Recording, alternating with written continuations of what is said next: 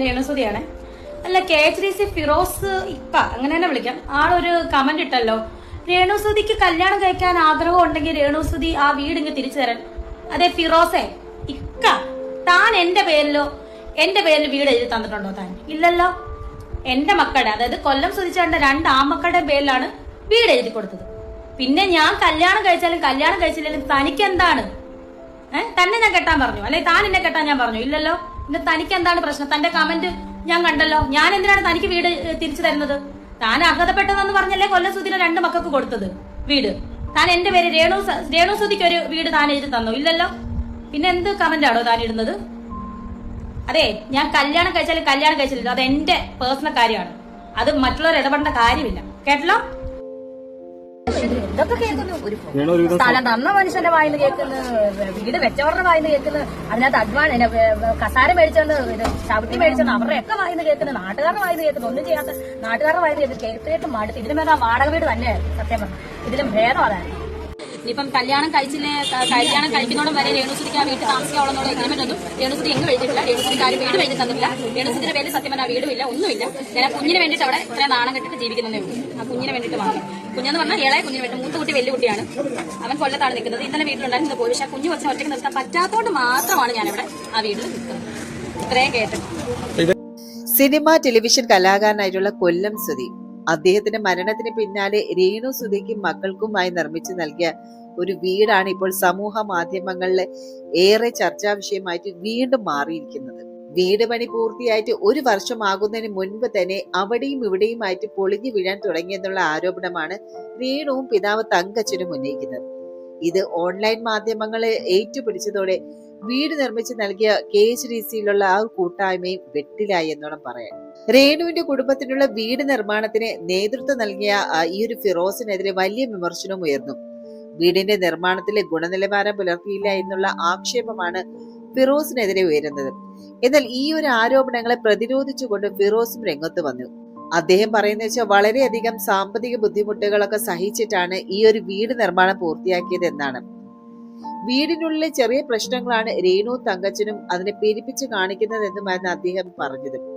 ഇത് ഈ ഒരു കുടുംബത്തിന് വീട് നിർമ്മിച്ച് നൽകിയത് ജീവിതത്തിൽ തന്നെ ഏറ്റവും വലിയ അബദ്ധമായെന്ന് ഫിറോസ് ഒരു വീഡിയോയിൽ പറയുന്നുണ്ട്. ഞങ്ങൾ ഇതൊന്നും വിട്ട കാര്യമാണ്. ഞങ്ങൾ പേഴ്സണലി ഞാൻ എൻ്റെ ലൈഫിലെടുത്ത ഏറ്റവും വലിയൊരു മണ്ടൻ തീരുമാനമായിരുന്നു ആ കുടുംബത്തിനൊരു വീട് നിർമ്മിച്ച് നൽകുക എന്നുള്ളത്. അത് ഞാനിപ്പോൾ റിഗ്രറ്റ് ചെയ്യുന്നു. മുൻപ് ഞാൻ റിഗ്രറ്റ് ചെയ്തിട്ടുണ്ട്, പക്ഷെ ഒന്നുകൂടെ ഇപ്പോഴും റിഗ്രറ്റ് ചെയ്യുന്നത്. കാരണം എന്താ വെച്ച് കഴിഞ്ഞാൽ പഴയ വിവാദങ്ങൾക്ക് ശേഷം രേണുവിൻ്റെ കാര്യത്തിലും അതേപോലെ ഞങ്ങളുടെ കാര്യത്തിലും എന്ത് സംഭവിച്ചു എന്നുള്ളത് പലർക്കും, ഞങ്ങളുടെ കാര്യത്തിൽ എന്ത് സംഭവിച്ചു എന്നുള്ളത് പലർക്കും അറിയില്ല. രേണുവിൻ്റെ കാര്യത്തിൽ ഓഫ്കോഴ്സ് രേണു ഒരുപാട് സീരിയലുകൾ, അതേപോലെ ബിഗ് ബോസ്, ഒരുപാട് ഷോസ് അല്ലെങ്കിൽ ഉദ്ഘാടനങ്ങളൊക്കെ ആയിട്ട് രേണു വളരെയധികം ആക്റ്റീവായിട്ട് സോഷ്യൽ മീഡിയയിൽ നിൽക്കുന്നുണ്ട്. ലൈഫിലും അവർ ഒരുപാട് പോസിറ്റീവായിട്ട് ഒരുപാട് കാര്യങ്ങൾ. പക്ഷേ അതിൻ്റെ അപ്പുറത്തേക്ക് അവർക്ക് വീടുണ്ടാക്കി കൊടുത്തതിൻ്റെ പേരിൽ സോഷ്യൽ മീഡിയ വഴിയും മറ്റുള്ള ആൾക്കാർ വഴിയും ഒരുപാട് ചീത്തപ്പേരുകളും ഒരുപാട് ഹരാസ്മെൻറ്റും ഒരുപാട് തെറികളൊക്കെ കേട്ട കുറച്ച് ആൾക്കാരും അല്ലെങ്കിൽ അതിന് നേതൃത്വം നൽകിയ ഒരു പേഴ്സൺ എന്ന രീതിയിൽ ഞാനും ഇപ്പുറത്ത് നിൽക്കുന്നുണ്ട്. ഞങ്ങൾക്ക് എന്ത് പറ്റി, എല്ലാവരും അറിയാൻ ആഗ്രഹിക്കുന്ന ഒരു കാര്യമായിരിക്കും ഞങ്ങൾക്ക് എന്ത് പറ്റിയെന്നുള്ളത്. പേഴ്സണലി ഞാൻ കുറച്ച് അറിയപ്പെടുന്ന ഒരു പേഴ്സണായി, ഒരു 10 ആളെങ്കിലും അറിയപ്പെടുന്ന ഒരു പേഴ്സണായി. അത് ലൈക്ക് അന്ന് കുറച്ച് സോഷ്യൽ മീഡിയ ഇൻ്റർവ്യൂസും മറ്റുള്ള കാര്യങ്ങളൊക്കെ കൊടുത്തോണ്ട് മാത്രം. പക്ഷെ അതിനപ്പുറം എന്ത് സംഭവിച്ചു ഞങ്ങളുടെ ഗ്രൂപ്പിന്, അല്ലെങ്കിൽ ആ വീടുമായിട്ട് സഹകരിച്ചവർക്ക്, അല്ലെങ്കിൽ ആ ഗ്രൂപ്പിൽ ബിസിനസ് ചെയ്യുന്ന ആൾക്കാർക്ക് എന്ത് സംഭവിച്ചു എന്നുള്ളത് നിങ്ങൾക്ക് ആർക്കെങ്കിലും അറിയോ എങ്കിൽ ഞാൻ പറയാം. ശത്രുക്കൾക്കോ അല്ലെങ്കിൽ ശത്രുക്കൾക്ക് ഇത് കേട്ട് സന്തോഷിക്കാം, മിത്രങ്ങൾക്ക് ഇത് കേട്ട് ഒരു പക്ഷേ സഹതപിക്കാം. അതിനുശേഷം ഞങ്ങളെ സംബന്ധിച്ചോളം ഞങ്ങൾക്ക് ബിസിനസ് വളരെയധികം ഡെവലായി. വളരെയധികം നല്ലൊരു ചീത്തപ്പേര് രേണു അല്ലെങ്കിൽ രേണുവിനെ സപ്പോർട്ട് ചെയ്യുന്ന ആൾക്കാർ ഞങ്ങൾക്ക് ചാർത്തി തന്നു. ഞങ്ങൾ ഉണ്ടാക്കുന്ന വീടുകളും അല്ലെങ്കിൽ ഞങ്ങൾ കൊടുക്കുന്ന മെറ്റീരിയൽസും അല്ലെങ്കിൽ ഞങ്ങൾ ചെയ്യുന്നതെല്ലാം ക്വാളിറ്റി ഇല്ലാത്തതാണ് എന്നുള്ളൊരു ഭയം ജനമനസ്സുകളിൽ സോഷ്യൽ മീഡിയ വഴി നിറയ്ക്കാൻ രേണുവിനും രേണുവിൻ്റെ സുഹൃത്തുക്കൾക്കും സാധിച്ചു. അതിൽ അവർ വിജയിച്ചു. കാരണം വെച്ച് കഴിഞ്ഞാൽ ഇപ്പോൾ അന്ന് ഞങ്ങളുടെ ഗ്രൂപ്പിൽ വർക്കൊക്കെ എല്ലാവർക്കും നല്ല രീതിയിൽ കിട്ടിയിരുന്നു. ഇപ്പോൾ വർക്കൊക്കെ വളരെ കുറവാണ്. അപ്പോൾ എനിക്ക് നിങ്ങളോട് എല്ലാവരും പറയുന്നത് വെച്ചാൽ രേണുവിൻ്റെയും കുടുംബത്തിനെയും സഹായിച്ചു എന്നതിൻ്റെ പേരിൽ ഒരിക്കലും നിങ്ങൾ ഒരുപാട് ആൾക്കാരെ പട്ടിണിക്കിടാൻ പാടില്ല. അതിനകത്ത് ഒരുപാട് ആൾക്കാരെ പട്ടിണിക്കിടുക എന്ന് പറഞ്ഞാൽ ഞങ്ങൾ ഡിപ്പെൻഡ് ചെയ്തിട്ടില്ല. ഞങ്ങൾക്ക് കിട്ടുന്ന വർക്കിനെ ഡിപ്പെൻഡ് ചെയ്തിട്ട് ഞങ്ങളെ കൂടെ നിൽക്കുന്ന ഒരുപാട് തൊഴിലാളികളും അവരുടെ കുടുംബങ്ങളുണ്ട്. ശരിക്കും വീട് എന്ന് പറയുന്നത് ഓരോരുത്തരുടെ സ്വപ്നമാണ്. ആ ഒരു പ്രത്യേകിച്ചും സുധിയുടെ മരണശേഷം ഇവരുടെ അവസ്ഥ കണ്ടിട്ടാണ് ആ പള്ളിയിലെ അച്ഛനും അതുപോലെ ഈ ഫിറോസൊക്കെ സഹായിച്ചത്. സ്ഥലവും കൊടുത്ത് 7 സെന്റ് സ്ഥലത്താണ് ഒരു വീട് ഇവർ നിർമ്മിച്ചു നൽകിയത്. അപ്പൊ ശരിക്കും രേണു ഈ വീടിന്റെ പിറകെ നടക്കുകയാണ്. എന്തായാലും ആ ഒരു വീടിന് അറ്റകുറ്റപ്പണികൾ കാണുമായിരിക്കും. പക്ഷെ എന്നിരുന്നാലും നമ്മൾ ഓവറേജ് നോക്കുമ്പോൾ ആ ഒരു വീട് പണിയാനുള്ള ഒരു കപ്പാസിറ്റി രേണുവിന് അന്നുണ്ടായിരുന്നില്ല. പക്ഷെ ഇന്നുണ്ട്. ഇന്ന് അതിന്റെ അഹങ്കാരം നല്ലോണം രേണുവിനുണ്ട്. അത് തന്നെയാണ് അവരുടെ വാക്കുകളിൽ നിന്ന് വ്യക്തമാകുന്നത്. അല്ലെങ്കിൽ അവർ ഇത്തരത്തില് ഈ ഒരു ലൈവിൽ പറയേണ്ട ആവശ്യമില്ലായിരുന്നു. രേണുവിന്റെ ഓരോ വാക്കുകൾ ശ്രദ്ധിച്ചാൽ തന്നെ അറിയാം, വളരെ എന്താ പറയണേ, ഒരു അഹങ്കാരി എന്നുള്ള ഒരു ടാഗ് തന്നെയാണ് അവർക്ക് അനുയോജ്യമായിട്ട് ഇപ്പോൾ സോഷ്യൽ മീഡിയ കൊടുക്കുന്നത്. വളരെ കറക്റ്റ് ആണ്. പഴയ കാര്യങ്ങളൊക്കെ അങ്ങ് മറന്നു പോയിട്ട് ഇപ്പോൾ എന്താ പറയണേ, പണ്ട് ലൈവിൽ വന്നിരുന്ന് പറയായിരുന്നു അന്ന് വാടകയ്ക്ക് കൊടുക്കാൻ പോലും കയ്യിൽ കാശില്ലാത്ത ഒരു അവസ്ഥയായിരുന്നു അന്ന് വാടക വീട്ടിൽ കഴിഞ്ഞിരുന്ന സമയത്ത്.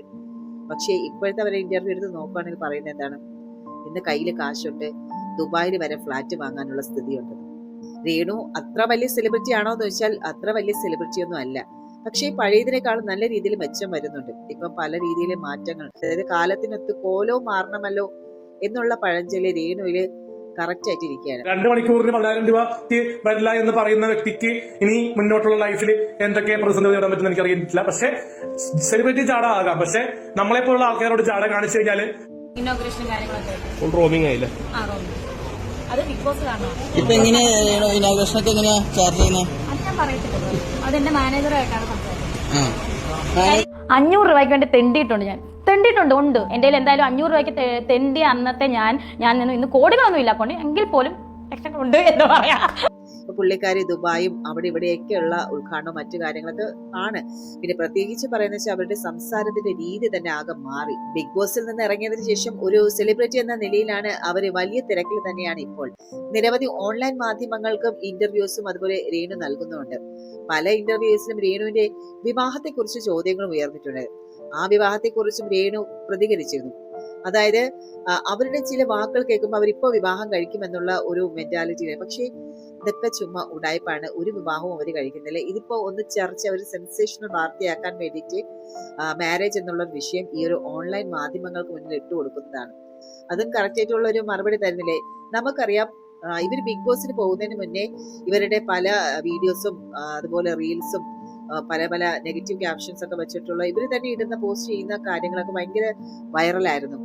അത് പല ആൾക്കാരുമായിട്ടുള്ള അവരുടെ ആ ഒരു ടൈമിലുള്ള ഷോർട്ട് ഫിലിമും അങ്ങനെ മറ്റു കാര്യങ്ങളൊക്കെ ഒന്ന് ഓടാൻ വേണ്ടിയിട്ട് മാത്രമായതും വൈറലാകാൻ വേണ്ടി മാത്രമാണ് ഇവര് പല നെഗറ്റീവ് കാര്യങ്ങളും എടുത്തിടാറുണ്ടായിരുന്നു. അന്ന് അലൻ ജോസ് പെരേരയോടൊപ്പം ഉള്ള അഭിനയമൊക്കെ നമ്മൾ കണ്ടതാണ്. ഇന്ന് പക്ഷെ പുള്ളിക്കാരിക്ക് അലൻ ജോസ് പെരേര എന്ന് പറയുന്ന ഒരു കൂതറയായിട്ടുള്ള ഒരു വ്യക്തിയായിട്ടാണ് തോന്നുന്നത്. ഈ അലൻ ജോസ് പെരേരയുടെ ഷോർട്ട് ഫിലിമിലൊക്കെ അഭിനയിച്ചിരുന്ന രേണു സുധി ഇപ്പോൾ 2 മണിക്കൂറത്തേക്ക് അലൻ ജോസ് പെരേര 10,000 രൂപ കൊടുക്കാമെന്ന് പറഞ്ഞിട്ട് പോലും രേണു സുധി ഇപ്പൊ അഭിനയിക്കാൻ പോയില്ല, അല്ലെ? കാരണം അവരിപ്പോ ഒരു ബിഗ് ബോസ് കണ്ടസ്റ്റന്റ് ആണ്. അവർക്ക് ആ ഒരു പേയ്മെന്റ് പോരാ, 10,000 എന്നുള്ള പേയ്മെന്റ് 2 മണിക്കൂറത്തേക്ക് പോരാ എന്നാണ് പറയുന്നത്. ഞാൻ ഒരിക്കലും കരയില്ല. കാരണം നമ്മളിപ്പോ ഒരു ചെറിയൊരു വിഷമം എന്ന് പറഞ്ഞത് രേണു സുധി ഞാൻ മെസ്സേജ് അയച്ചത് രേണു ചേച്ചി. അപ്പൊ ബിഗ് ബോസ് രേണു ചേച്ചിയെ വിളിച്ചായിരുന്നു നമ്മുടെ ഷോർട്ട് ഫിലിം അഭിനയിക്കുന്നു വെച്ചിട്ട്. അപ്പോ പുള്ളിക്കാരി എന്നെ കുറിച്ച് ആസ് ആൻ ആർട്ടിസ്റ്റ് ആണ് വർക്ക് ചെയ്യുന്നൊക്കെ പറഞ്ഞിട്ട് വർക്ക് ചെയ്തു. വേരിലും 1-2 ആൽബത്തിലൊക്കെ വർക്ക് ചെയ്തു. പക്ഷെ പിന്നീട് ഞാൻ വിളിച്ചപ്പോൾ എന്റെ വർക്കിൽ വിളിച്ചപ്പോൾ 10,000 രൂപ ഒന്നും വരാൻ പറ്റില്ല എന്നാണ് പുള്ളിക്കാരത്തി പറഞ്ഞത്. എനിക്ക് ചോദിക്കാനുള്ളത്, ബിഗ് ബോസിൽ വിന്നറായി നിൽക്കുന്ന ആൾക്കാർ അറിയാൻ പാടില്ല, അവരെ കുറിച്ച് എനിക്ക് അവരോട് ചാൻസ് ചോദിച്ചിട്ടില്ല. പക്ഷെ രേണു ചേച്ചി നമ്മളോട് അങ്ങനെ ഒരു കാര്യം കാണിക്കുമെന്ന് എനിക്ക് തോന്നിയില്ല. കാരണം സാധാരണക്കാരുടെ ഒരു സാധാരണക്കാരിയായ വ്യക്തി എന്നോട് വർക്ക് ചെയ്യപ്പോ വലിയ പേയ്മെന്റ് ഉണ്ടെങ്കിൽ വരുള്ളൂ, എന്നെ അതിനെ വിളിക്കാൻ നിൽക്കണ്ട, ഞാൻ വർക്ക് ചെയ്യില്ല എന്നൊക്കെ പറഞ്ഞു. ചേച്ചിയോട് എനിക്കൊരു വാക്ക്, എന്റെ പൊന്നു മോനെ, ഒരു ദിവസം ബിഗ് ബോസിനകത്ത് നിൽക്കാന്ന് പറഞ്ഞാൽ ബിഗ് ബോസ് സെലിബ്രേറ്റ് അല്ലേ. പിന്നെ 5 പേരുടെ ലിസ്റ്റിൽ രേണുസുതി ഇല്ലാത്ത എന്നാണ് മനസ്സിലായത്. രേണുസുതി ഇതുവരെ എവിക്റ്റ് ആയിട്ടില്ല. ഇപ്പൊ മനസ്സിലായോ? രേണുസുതിക്ക് ബിഗ് ബോസ് വേണ്ട എന്ന് പറഞ്ഞ് വന്ന ഒരു സെലിബ്രേറ്റ് ആണ് രേണുസുതി. ഇറങ്ങി വന്നതാണ്. അത് അറിയില്ലായിരുന്നു മോനും. ബിഗ് ബോസിനെ പറ്റി അറിയില്ലല്ലേ? ഞാൻ അതെ തലകുത്തി പറഞ്ഞു 5 ആഴ്ച ഞാൻ നിന്നെങ്കിൽ 5 ആഴ്ചയിലും എനിക്ക് ഏറ്റവും കൂടുതൽ വോട്ട് അനീഷിന്റെ അനുവിന്റെ കൂട്ടത്തിൽ ഉണ്ടായിരുന്നു. മനസ്സിലായോ? നീ പറഞ്ഞതിന്റെ വോയിസിന്റെ ബാക്കിയാണ് ഞാൻ ഇട്ടേക്കുന്നത്. ഇനി മേലെ എന്റെ അകത്ത് ഏച്ചിക്കാണ് കൂടുതൽ വോട്ടുള്ളത്. പിന്നെ അനീഷ് പോരാ നോക്കണം, അത്രേ ഉള്ളൂ. അപ്പൊ എനിക്ക് അപ്പം നീ അത് വെച്ചിട്ട് എന്നെ ഇങ്ങോട്ട് അളക്കാൻ വരണ്ട, എനിക്ക് മെസ്സേജ് വായിക്കണ്ട. ഇനി ആദ്യം എന്നെ ഇനി ഒരു പരിപാടിക്ക് നീ വിളിച്ചിട്ട്. അപ്പം ബെസ്റ്റ് ഓഫ് ലക്ക്. നീ നിന്റെ കാര്യം നോക്കാം, ഞങ്ങളുടെ കാര്യം നോക്കാം. Okay, bye. കാരണം ഞാൻ ഞെട്ടിപ്പോയ ഒരു സത്യം എന്ന് വെച്ചാൽ ഞാൻ എവിക്റ്റ് ആയിട്ടില്ല, വോക്കൗട്ട് ആയിട്ട് വന്നപ്പോൾ ലാലേട്ടൻ പറഞ്ഞായിരുന്നു നല്ല വോട്ടായിരുന്നു പറഞ്ഞെങ്കിൽ ലാസ്റ്റ് ഫൈനലിൽ അത് കാണിച്ചു. ഈ 5 വീക്കിലും എനിക്ക് അനീഷിനെ അനുവിനായിരുന്നു വോട്ട് നിന്നു. അപ്പം ഭയങ്കര സന്തോഷം. കാരണം അത്രയും ജനങ്ങൾ എന്നെ സ്നേഹിക്കുന്നുണ്ട്. വോട്ട് ചെയ്യുന്നത്. ഞാൻ ഇറങ്ങി വന്നപ്പോൾ ഒരുപാട് പേര് പറഞ്ഞു നല്ല വോട്ടുണ്ടായിരുന്നു ചേച്ചി, എനിക്ക് ഹെൽത്ത് ഇഷ്യൂ ആയിരുന്നു. ശരിക്കും പറഞ്ഞാൽ 2 മണിക്കൂർക്ക് 10,000 രൂപ കിട്ടുമെന്ന് വെച്ചാൽ അത് വലിയ എമൗണ്ട് തന്നെയാണല്ലേ.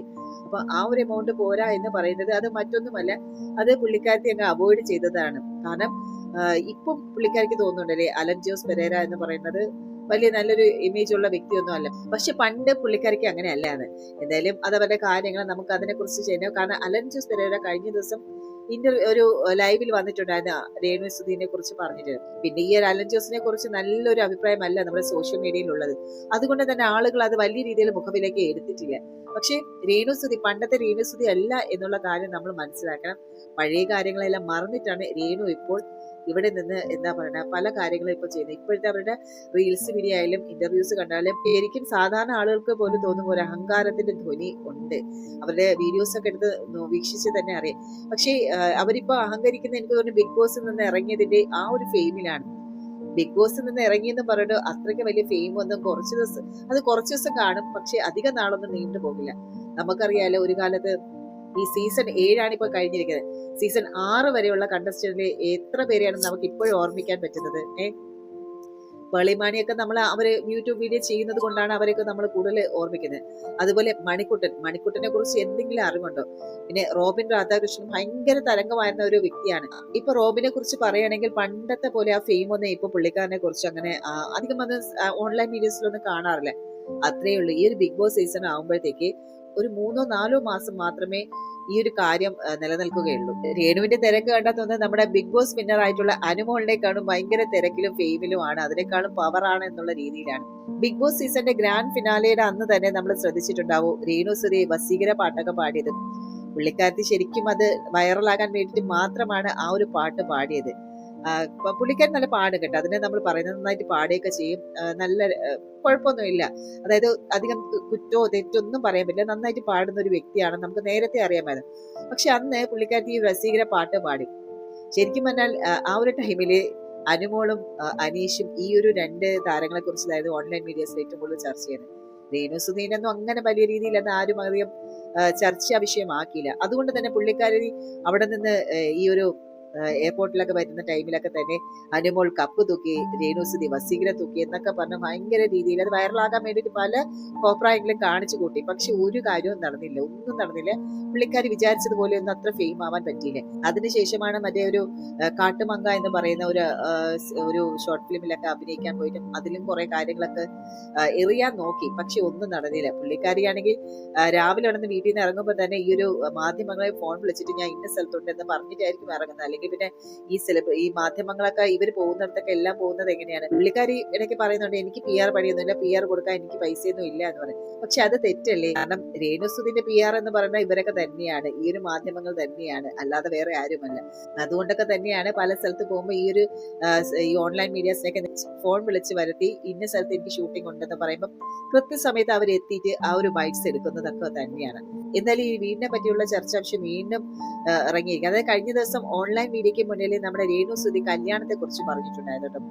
ആ ഒരു കല്യാണത്തിനെ കുറിച്ച് പറഞ്ഞപ്പോഴാണ് അതിന്റെ അടിയിൽ ഈ ഒരു ഫിറോസ് ഒരു കമന്റ് ഇട്ടിട്ടുണ്ടായിരുന്നു, അങ്ങനെയാണെങ്കിൽ ആ വീട് ഞങ്ങൾക്ക് തിരിച്ചു തരണം, അത് അർഹതപ്പെട്ട ആൾക്ക് കൊടുക്കാനാണ് എന്ന് പറഞ്ഞു.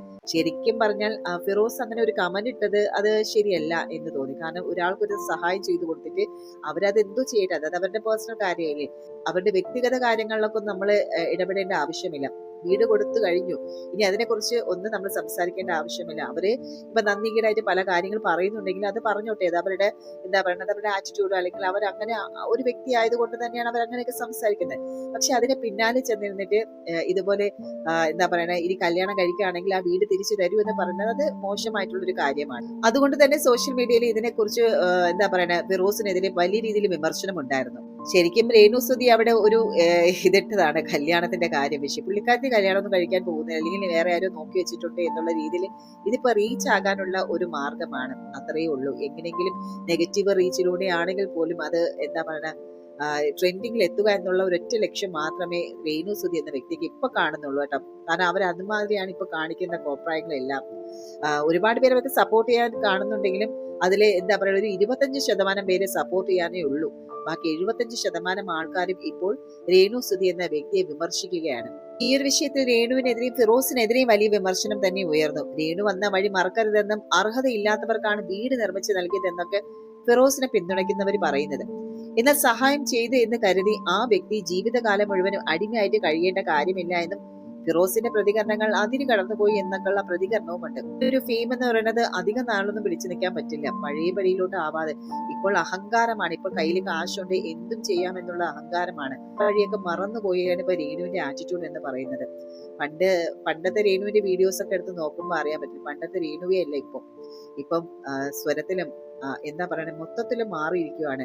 അതുകൊണ്ട് തന്നെ സോഷ്യൽ മീഡിയയിലെ നെഗറ്റീവ് കമന്റ്സ് ആണ് ഇപ്പോൾ രേണുവിന് ഒരുപാട് കിട്ടുന്നത്. അത് തന്നെയാണ് പുള്ളിക്കാരിയും ആവശ്യപ്പെടുന്നത്. നിങ്ങൾ എനിക്ക് നെഗറ്റീവ് കമന്റ്സ് തരൂ, നിങ്ങൾ എന്നെ വിമർശിക്കൂ, എന്നാലല്ലേ ഞാൻ ക്ലിക്ക് ആവുള്ളൂ, ഞാൻ ഹിറ്റ് ആകുള്ളൂ, എനിക്ക് വൈറലാകണം. പുള്ളിക്കാരി അത്ര മാത്രമേ ആഗ്രഹിക്കുന്നുള്ളൂ.